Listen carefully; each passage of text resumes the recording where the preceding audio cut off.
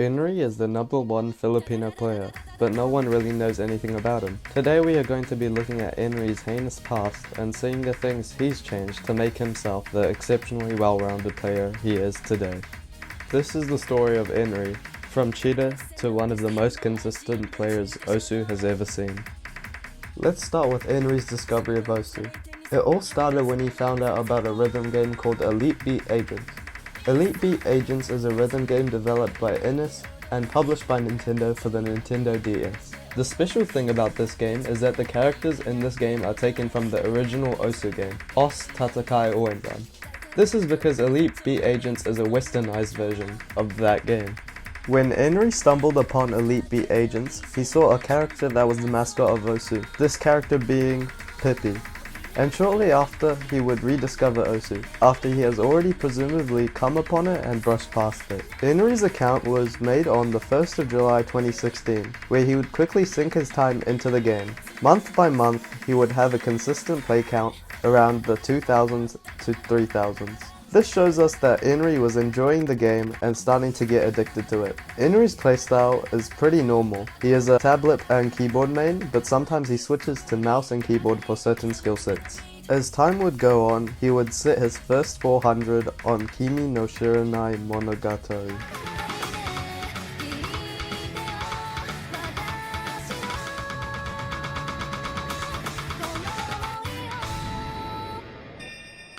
And his first 500 on Change.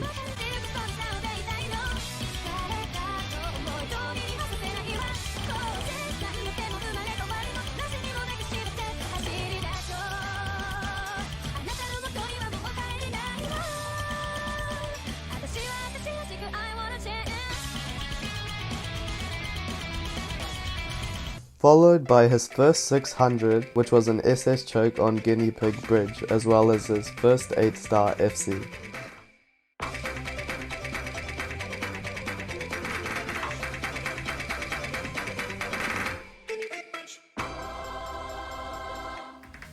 Everything would be looking good, and it looks like he was making quick progress. This would be the case until late 2019, when tragedy struck, where he would get stuck at a skill wall because of a bad mindset that he thought prevented him from progressing forward. This, in combination with him being 13 at the time and having an old friend group filled with cheaters, influenced his young naive self to join the dark side and start cheating. He also states that he did it for attention. A little while after he had started cheating, a Reddit thread on r/Osu report would be made on Kieg, what Enri was formerly known as. Long story short, he was caught for using a replay editor and aim correction hack. When Enri was caught and eventually restricted, he was devastated and frustrated. But he had a change of heart. He gathered the courage to take initiative and cut off his friends that were cheaters to make sure that they never got on his way, and so he was never associated with those people ever again. We can see the time he was restricted due to his play count around late 2019 to when he was unrestricted in March 2021. During his time off Bancho, Enri would play on Osu for a number of reasons, and those reasons being that he had major lag spikes on the stable client because he was on a Mac laptop, and the fact that he is strongly against the usage of private servers in general. He would continue to use Osu, training offline until his unban in 2021. This is where the second set of problems had started. When Enri was unbanned, he was doubted all throughout the community because of his shady history. But this didn't affect Enri because he is just built different. But seriously, it didn't affect him because he knew that he was legit, and that was good enough for him. When Enri picked up the flow and got used to playing without being anxious of being looked down upon, he would aim for top 100, which would be easily achieved because he only wanted to surpass someone. For reference, he would be setting plays like an impressive Honesty 2 miss choke with 99.54% accuracy with 752 PP.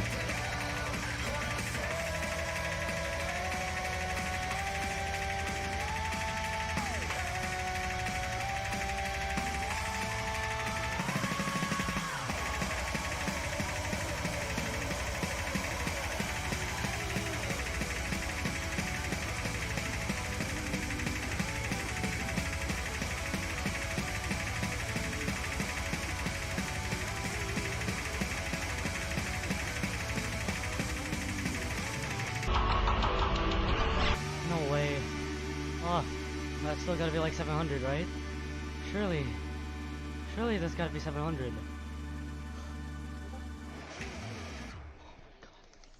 How much is that? That's my top play, let's go! Oh my god, thank god. Oh my god, that's my top play. Let's go! Besides this honesty play, Enri would be able to set many other great scores using DT, no mod, hard rock, hidden. This showed Enri's utter dominance in the competition, not only gameplay wise, but mentality wise. It seemed as he fixed his negative mindset that was stopping him from progressing and changed to an optimistic mindset. For example, if his slider breaks at the end of a map, he understands that it is completely possible to FC and achieve the score if he just keeps playing and trying. Not only does this mindset and impeccable skills help him become a well-rounded, consistent player, but his goal of focusing on being a tournament player by beating players he idolizes helps him motivate himself to reach the current state as a super team player, which he has now achieved. What is Enri's best skill set? Well, it's all of them. He is a well-rounded consistency player, good at all, if not most aspects that the game has to offer. Even though the current meta depicts him as a DT and speed mechanic one-trick, he is an all-rounder that specializes in mostly low AR hidden reading, tech maps, and tournament consistency. But how did Enri become such a good all-rounder? It was all down to one of his idols, Takedo. In 2021, Enri looked up to Takedo because the skills mentioned above were what made Takedo stick out from the crowd. Enri claims that if he had never watched Takedo's Umu FC,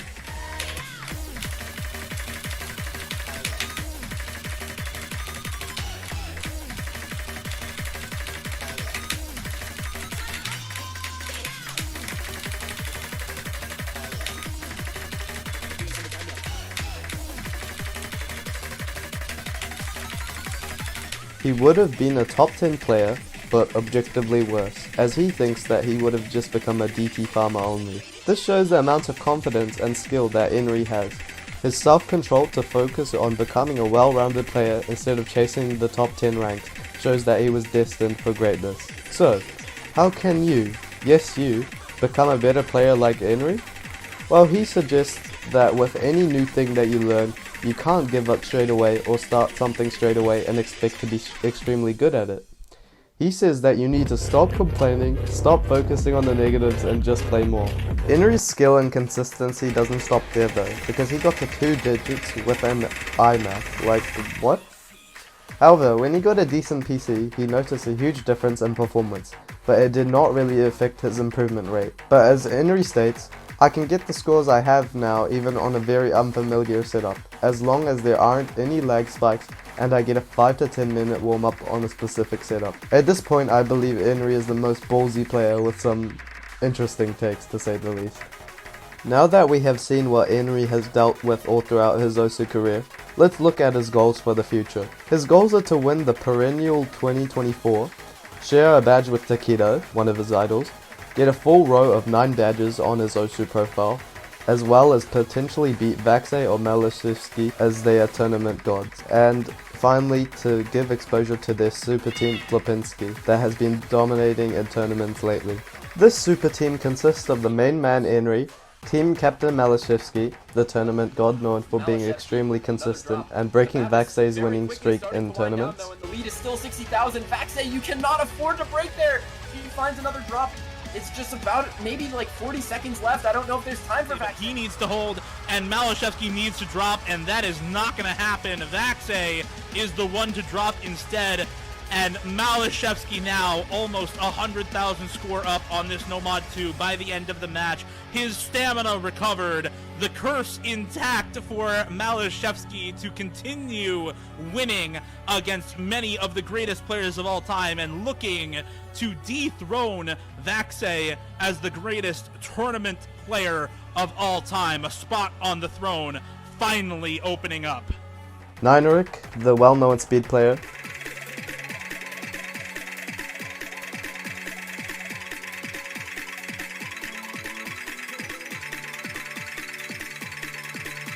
gnahus, one of the best high BPM jump players in this game,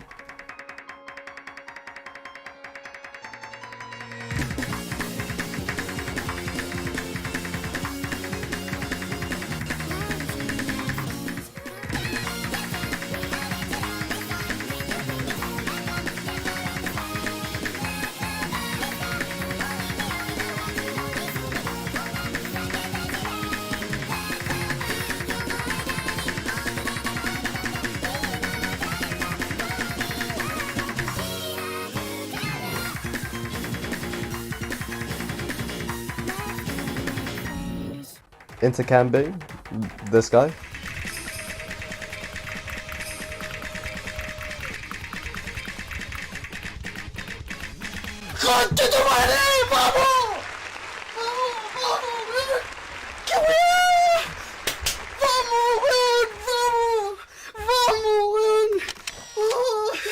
Kacha, knowing for FCing Yomi Yori twice and currently holding the PP record in attorney.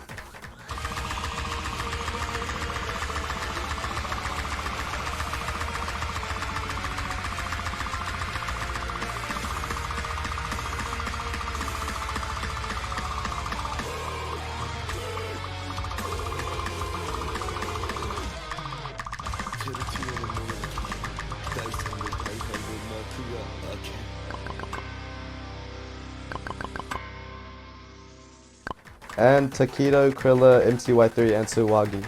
The badge tournaments Enri has won are further proof of his consistency. He would play in a big tournament called Corsai's 2022 Open, where he would be on Team Goofy R Lil Jits, with some of the best players in the world like Whitecat and Enri. They would go all the way to a tiebreaker where Enri would actually play in the grand finals with his current teammate Krilla, as well as Emric and Whitecat, where they would be up against the undisputed tourney goat Maliszewski and his team Whispering Almond. This is how it went. Aoi, the custom song creator here, the artist of the Grand Finals tiebreaker, specifically for the Corsai's Open. Shoutouts to the mappers, Scub Domino and LCF. Still quite favor Whispering Almond. If they can get their supporting combos back up to speed, they will be just fine, but they need to start doing it now if they want to make up this score difference. It's not impossible, but there's a quarter of the map left, and Maliszewski not going to help the cause on this map. It's Rectagon to hold, and he is behind Whitecat and Emmerich. To be honest, they are going to be able to hold him off for quite a long time. As long as they can both hold. They both hit that, but Rectagon doesn't. And it's so close at the end of this demarche, but the four-way break, Almond may decide it here in the section of this map. Emmerich and Whitecat hold on long enough to continue to accrue that score lead. It is 300,000 here near the end. It is everyone dropping the combos with nothing to take advantage for Whispering Almond. It is safe to call at this point, with only this last slider aim bursty intensive section left in the map. Goofy Lil Jits will be your Corsai's Open 2022 champions out of the Grand Finals bracket reset tiebreaker. As we see the end, it is done. What a match. What a tournament. It is done. And due to the carry from Emric, they would win the tiebreakers comfortably. Enri would then go on to play another tournament called KN Yokipai Scramble Tournament, a 2v2 tourney where he would play with gnahus, intercambing and Maliszewski. Another profile badge that he has is the Philippines Kaibigan Cup 2022. For his last and final badge so far, K's Finesse Cup 2023, where he was on Team Flopinski, the super team that was mentioned earlier in the list of his accomplishments, again with some of the most consistent players in this game, like gnahus, Maliszewski and intercambing, beating Team Hotline Bling 7-2.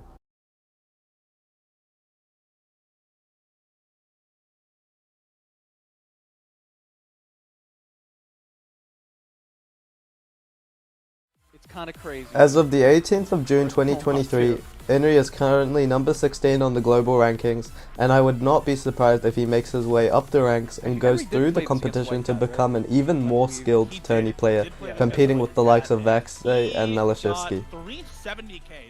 That's it.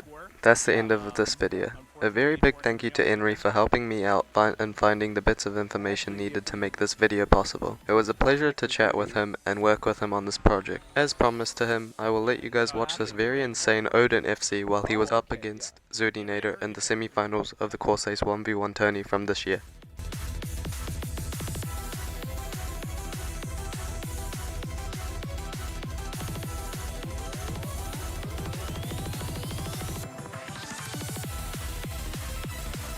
Okay.